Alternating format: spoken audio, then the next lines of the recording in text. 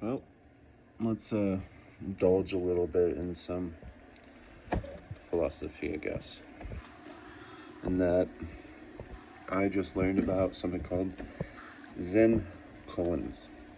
Never heard of them before, but piqued my interest a little bit. At first, I thought it was a dirty joke because it was one of those short videos, and let's see, the riddle is listen to the sound of one hand clapping, or you know the sound of two hands. Listen to the sound of one hand clapping. And I thought it was a dirty joke. I was like, well, kind of sounds like somebody masturbating. Like, is it really that? I mean, is it really just this emphasis on the loneliness of, it makes you start to think. So that's the whole point of these things, right? Is that when you Google it, it brings up living within paradoxes. So that's what really piqued my interest. In that, in paradox philosophy, at least in my discoveries and my writings, that I explicitly mention you live within paradoxes. So, there's many roads to similar conclusions, as I've always said. And so if you're naturally aligning with these things, then it's a pretty good sign, usually. And it's been so many years now that I quit trying to test myself, sort of. But, so, this is just my, learned about it maybe 10 minutes ago, my interpretations of the three that come up on Google. And so listening to one hand clapping is a symbol of hollowness, emptiness. It's a very hollow sound. It's a light sound. If it does correlate and signify to just, you don't want to say masturbation, but also in philosophical analysis, you got to be mature enough to understand how that would actually conceptualize to the hollowness and emptiness. And two hands clapping it doesn't even mean, it could be a high five, right? Or two hands can symbolize the connections between two people, and that of the lonely monk versus his student.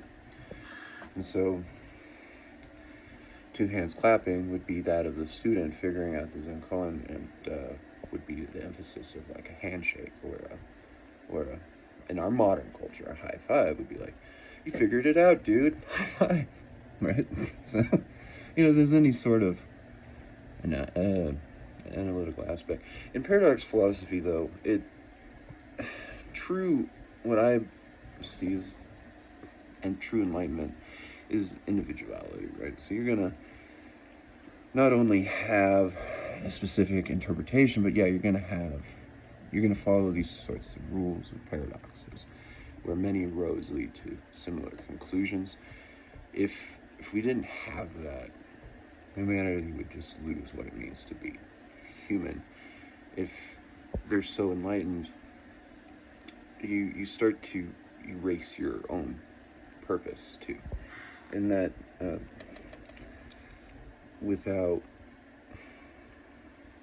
so it creates that paradox where it's like you have this structure of itself that if you solve it, you destroy what it means to be that, and then you lose that. And so what is the point of enlightenment if it's just erasing itself? And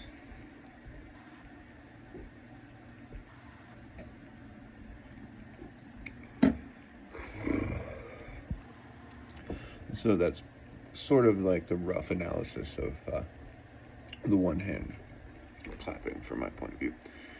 And what was the second one? The second one I really liked more. And I'm trying to do this while pouring my rum. How was it? It was... Damn it, I had it. Right. Out of nowhere, the mind comes forth. So this correlates to the first one. And it's there to basically help you understand what it means to be to be, or I am is how I always put it, and that's always a herald back to traditional old philosophy. I think, therefore I am. I reduced it to I am, and then we take that and we say I am this, I am that, I am thus, and that means that through your creation, right, where you become cognitive or just a living being with self-awareness and memory, eventually you're going to have this out of nowhere thing where it's just like you exist all of a sudden. And that pertains to our lives too, right? So you got these people today that always say this sort of generic thing, but it's true. As you age, one day you're going to look in the mirror and see somebody who's very old and you're not going to recognize him. But your brain is always going to be who you are. And that's the struggle of life. It's just, you are just stuck in this personality. You're trapped in this body. You're this little funny thing in the universe, and for some reason you just come into existence. And good juice in there? I did not. And I mean, that's just a very simple way of answering that one. Well, philosophy based on the Zen koan stuff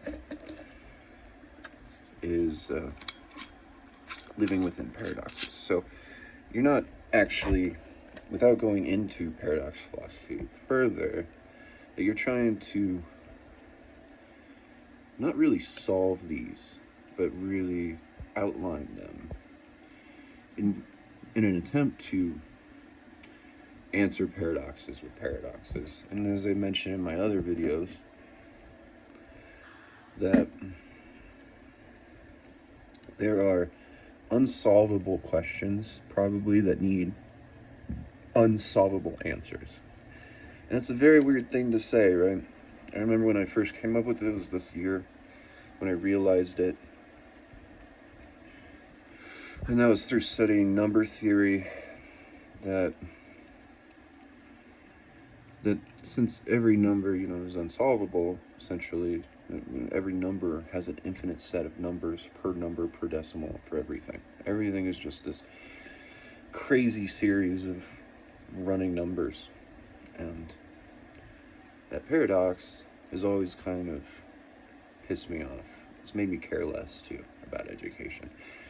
It was in the 6th grade that, as I've said, many times, it's just that in the 6th grade, and that's when, at least I remember it, where I was sitting at my desk, and I just got so frustrated. I was just like, we know nothing. And they're like, no, we get close enough. And that's always been the excuse. And that just ain't good enough for me. So kind of set me on my path, I guess. Put some sort of thorn in my brain to try and solve number theory and help people understand where these flaws come from so that we can calculate everything. But at the end, is it really worth it?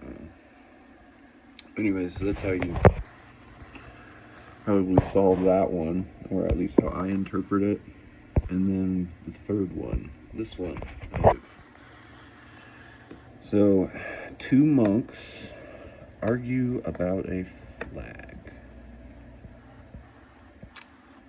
Now that's an interesting one, because it makes no fucking sense. It has nothing in it whatsoever unless you study the first two. I don't know if all 3 of these are supposed to be progressional. It seems so far as if they are, that this flag represents either the contention of the brain, the hemispheres of the brain, the good and evil. It could be a symbol of that. It can be a symbol of just this philosophy in general.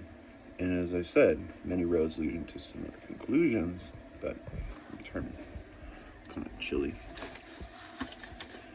How many roads lead to similar conclusions? You have 2 monks with the conclusion. So the flag is the conclusion, right? So if I went to the moon, I put a flag. If I climb a mountain, I put a flag.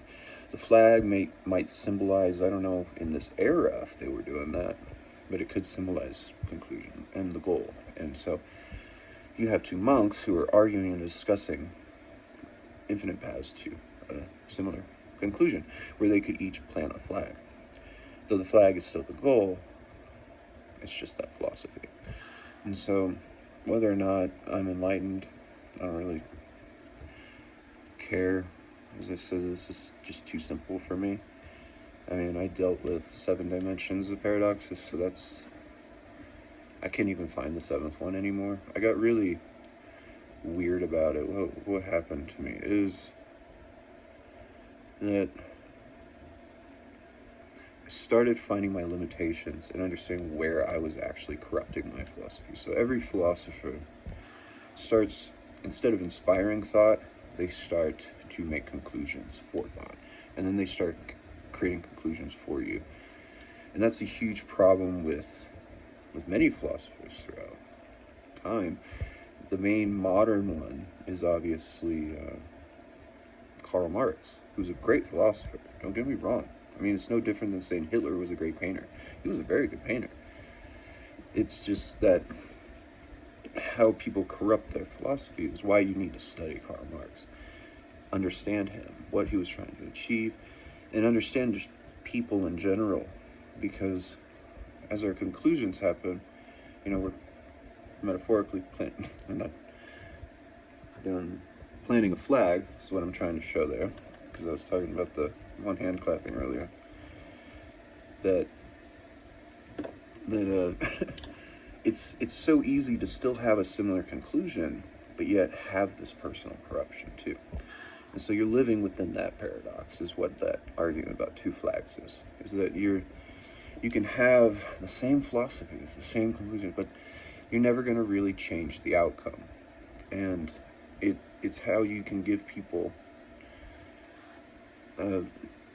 because I've made other videos, about this, where I'm explaining this concept that because of what it means to be human, the diversification of choice has to be a possibility, and that it's inevitable too for us. If you give a man steel, he will make utensils. He can make a knife. A knife can cut a tree. A knife can carve fruit. A knife can make art, or a knife can be a weapon. And any other application that your imagination comes with to solve that.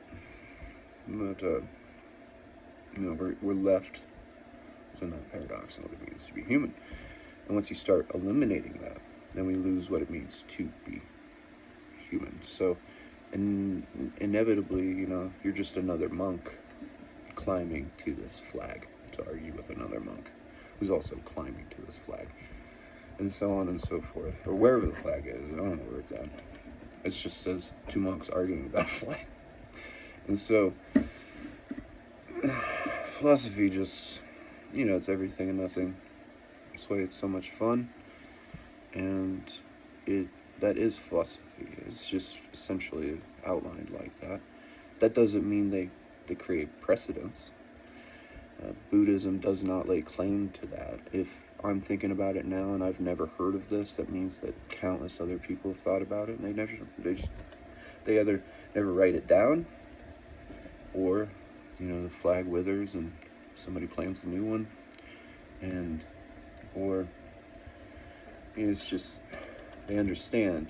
Like me, when I deleted all of my thought experiments, I look back, I kind of wish I hadn't done that, but I know why I needed to do that. And it's because so many people can just create this guidance from you, and it becomes unnatural. And then we eventually, and inevitably, through misinterpretations and changing language, lose what it means to be philosophical. And the only way to really is just to destroy ourselves. It's really funny in that paradox. That's what we live in, is that paradox of just ever cycling awakening, and there you are, and all that stuff. I've said it in the past that every philosopher needs to have that epiphany where it's just like this weird feeling where you get it and you just say, I am, and it makes sense. It's hard to explain. And when that happens, you just just things start to sort of make sense. They call it enlightenment, and that's what they say. These Zen koa questions are causing enlightenment. They're so easy for me to solve. I'm gonna keep reading about more of them just for fun, because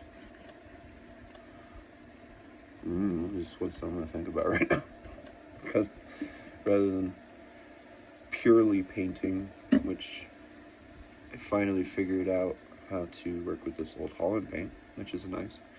It takes really tiny bristle brushes that can cut through the paint, and I can texture with them and control it now.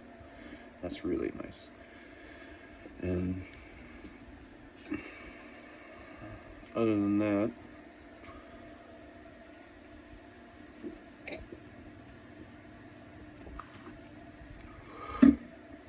it's kind of like this cup.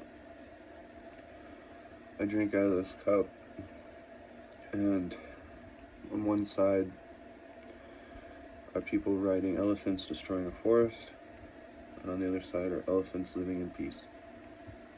And this cup is so philosophical, fucking awesome. And one side of it, I accidentally dropped it and became wrinkled, and that sort of symbolizes, what it means to be human as well. It's I often wonder if this cup hasn't been designed to poison people, because I think that would be kind of interesting in a way. If this cup, it signifies this, and then you drink from it and it eliminates you, so that this cup can never exist, sort of thing. And struggles of having a mustache. I lost my scissors, so I've been meaning to cut it off. But it's funny to see how it grows. It's been there for like 6 months now, I think. What's it gonna look like in a year if I just leave it?